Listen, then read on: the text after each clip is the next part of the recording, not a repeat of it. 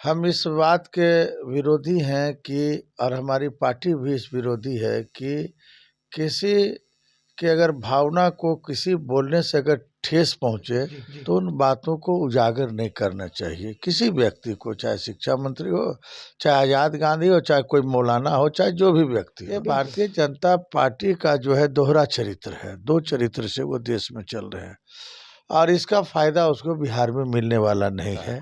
Bharatiya Janata party भले राम का सहारा लेकर के सत्ता पर काबिज हो रहे हैं, लेकिन वो लोग राम के आदर्शों पर नहीं चल रहे हैं। हमारी जो पार्टी है, जो राष्ट्रीय जनता दल और जो महागठबंधन है, हम रामायण का भी सम्मान करते हैं, हम बाइबिल का भी सम्मान करते हैं और कुरान शरीफ का भी हम सम्मान करते हैं। सभी ग्रंथों का एक नज़रिए से मेरा सम्मान है। हूँ राष्ट्रीय जनता दल और जनता दल और महागठबंधन के तमाम जितनी भी हमारी पार्टियां हैं, सब एक विचारधारा की पार्टी है। जब विचारधारा मिलता है तभी न गठबंधन बनता है। विचारधारा मिला, महागठबंधन का निर्माण हुआ, अच्छे तरह से सरकार चल रही है। अब लोगों को पच नहीं रहा है, बहुत से ऐसे लोग हैं। भारतीय जनता पार्टी के पास कोई अपना एजेंडा नहीं है, न बिहार को विकास करने का एजेंडा है, न देश के विकास का एजेंडा है। अगर भारतीय जनता पार्टी चाहती है कि किसी तरह से फूट डालो और शासन करो, देश पर कब्जा करने का पुनः निशाना उसका है और इसकी शुरुआत इन्होंने बिहार से की है। तो सुधाकर जी को मैं कहना चाहता हूं आपके चैनल के माध्यम से, चाहे आप कृषि विकास के लिए अगर कुछ बात रखना चाहते हैं तो आपका जो नेता है तेजस्वी प्रसाद यादव जी के पास रखना चाहिए। अगर तेजस्वी जी आपकी बातों को अनदेखी करते हैं तब आप उच्च स्तरीय प्रेस वार्ता कर सकते हैं। आप एकाएक किसी सरकार के ऊपर, किसी पदाधिकारी के ऊपर इस तरह से आरोप लगा देना हमको लगता है कि न्यायोचित नहीं है। दोस्तों नमस्कार, बहुत स्वागत आपका चौकस भारत में। मैं आपका दोस्त ब्रजेंद्र।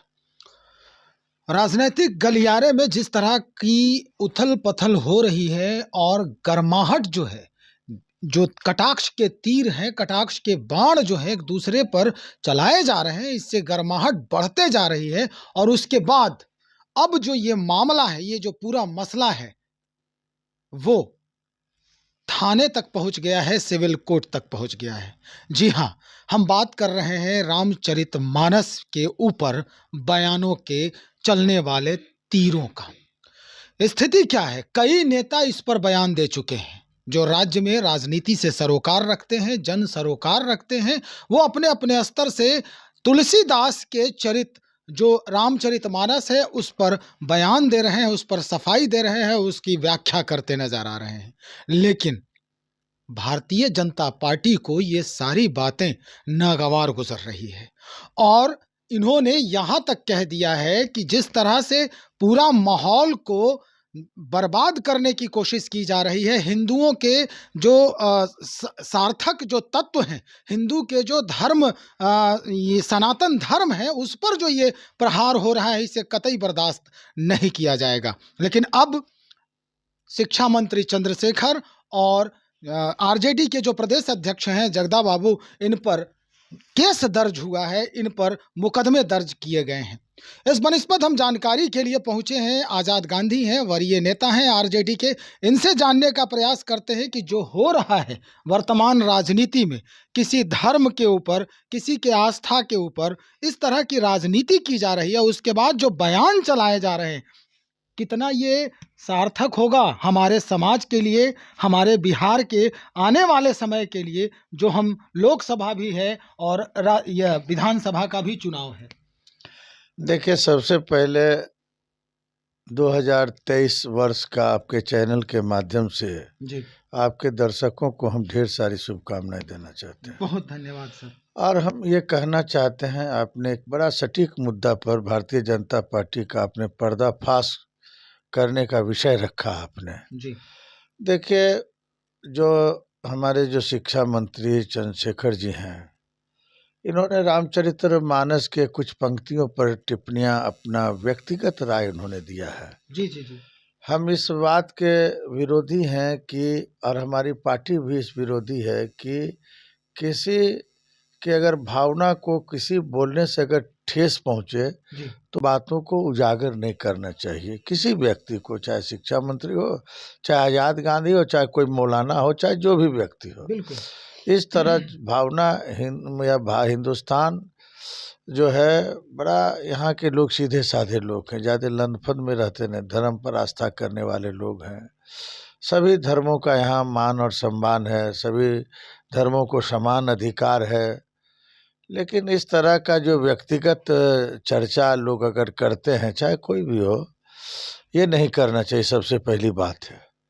और भारतीय जनता पार्टी ने जिन मुद्दों पर कहा है कि कार्रवाई जो है जाति देख करके की जाती है, तो मैं स्पष्ट कर देना चाहता हूँ, राष्ट्रीय जनता दल और जनता दल और महागठबंधन के तमाम जितनी भी हमारी पार्टियां हैं, सब एक विचारधारा की पार्टी है। जब विचारधारा मिलता है तभी न गठबंधन बनता है। विचारधारा मिला, महागठबंधन का निर्माण हुआ, अच्छे तरह से सरकार चल रही है। अब लोगों को पच नहीं रहा है, बहुत से ऐसे लोग हैं। भारतीय जनता पार्टी के पास कोई अपना एजेंडा नहीं है, न बिहार को विकास करने का एजेंडा है, न देश के विकास का एजेंडा है। अगर हम कार्रवाई नहीं करते हैं तो वो लोग कहते हैं कि कार्रवाई क्यों नहीं की गई, और जब हम कार्रवाई की दिशा की ओर जाते हैं तो यह कहते हैं कि जाति पर देख के कार्रवाई हुआ। लेकिन इसके पहले भी तो कई नेता बीजेपी के हैं, उन पर कार्रवाई नहीं हुई।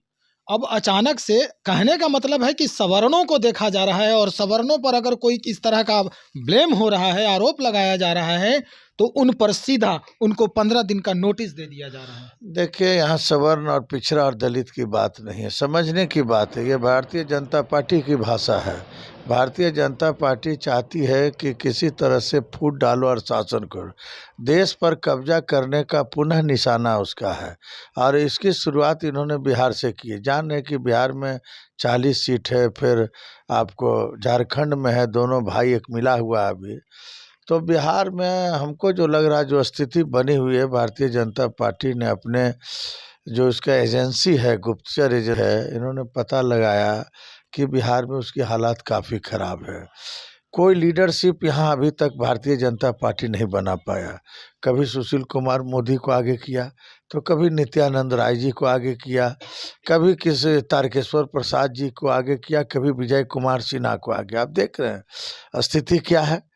यहाँ पहले जो है प्रेम कुमार नेता विरोधी थे, जो मोस्ट बैकवर्ड के थे, उसको भी जो है मक्खी की तरह फेंक दिया भारतीय जनता पार्टी। ये भारतीय जनता पार्टी का जो है दोहरा चरित्र है, दो चरित्र से वो देश में चल रहे हैं, और इसका फ़ायदा उसको बिहार में मिलने वाला नहीं है।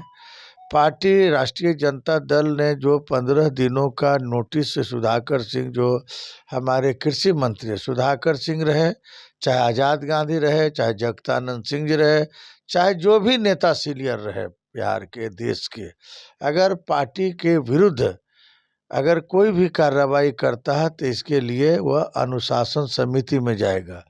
15 दिन का जो नोटिस दिया गया, उससे रिपोर्ट मांगा गया कि आपने जो अपनी बातों को रखा है, आप अपनी बातों को रखना चाहिए, जैसा कि राष्ट्रीय जनता दल का नियमावली कहता है।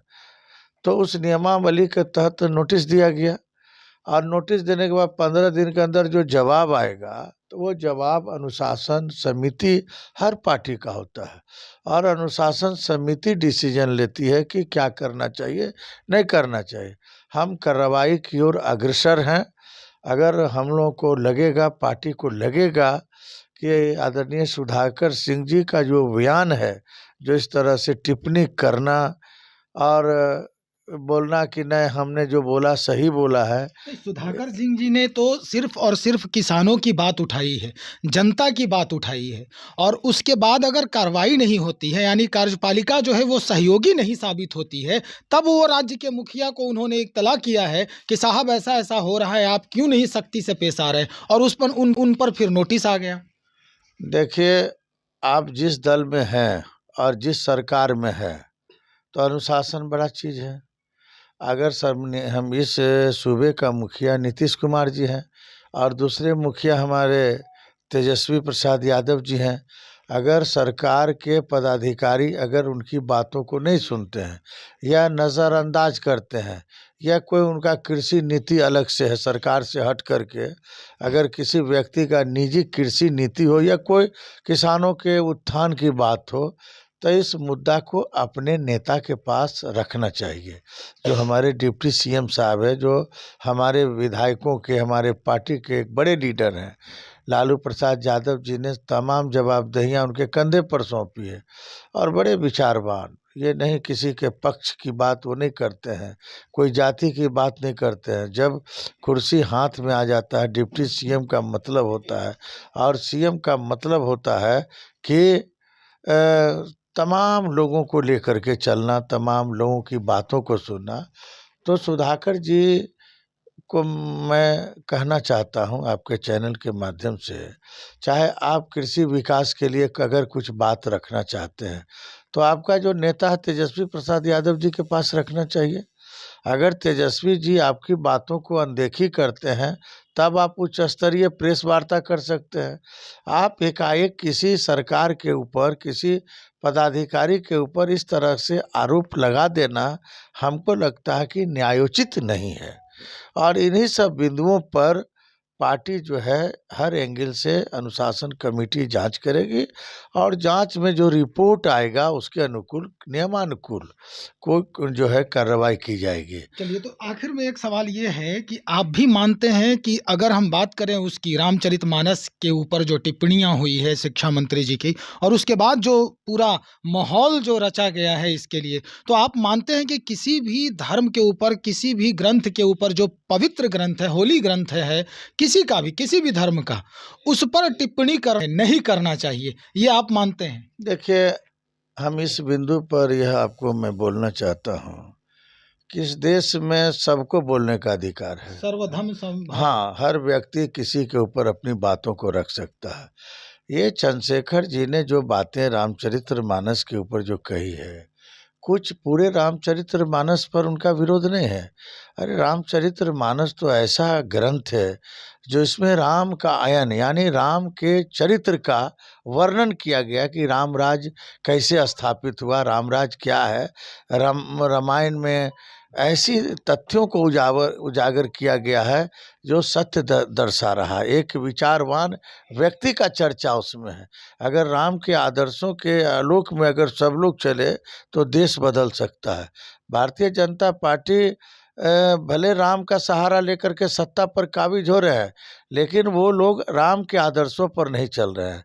हमारी जो पार्टी है, जो राष्ट्रीय जनता दल और जो महागठबंधन है, हम रामायण का भी सम्मान करते हैं, हम बाइबिल का भी सम्मान करते हैं और कुरान शरीफ का भी हम सम्मान करते हैं। सभी ग्रंथों का एक नज़रिए से मेरा सम्मान है।